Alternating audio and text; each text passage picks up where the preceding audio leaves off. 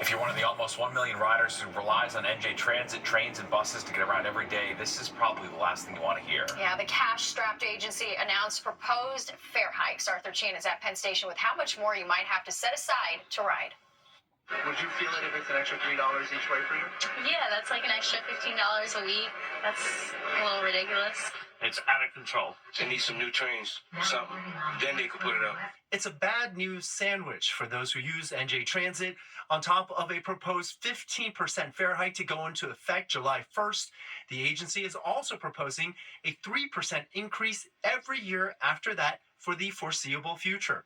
All of it to cover a fiscal gap that has been ballooning. New Jersey Transit is racing towards an almost $1 billion fiscal cliff by fiscal year 2026.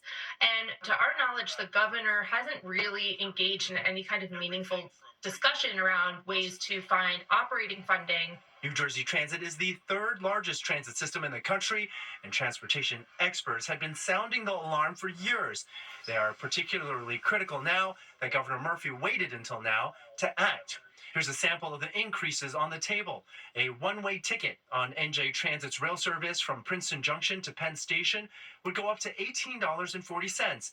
That's a $2.40 increase.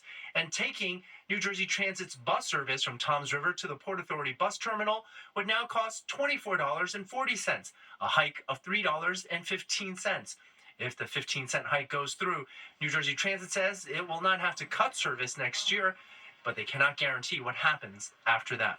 Governor Murphy has said himself that if it killed him, he would fix New Jersey Transit. But we haven't really seen him engaging in the kind of meaningful discussions with riders. And now riders are going to be expected to pay more for less in return. Like New Jersey, the MTA New York faced the same circumstances with a drop in ridership during the pandemic, rising inflation, and the end of federal emergency funds for mass transit.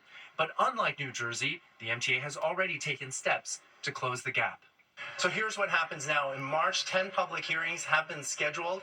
In April, New Jersey officials will vote on the proposal that's put in front of them, and the goal is for the higher fares to take effect on July 1st. At Penn Station, Arthur Sheehan, Fox 5 News. A planned shutdown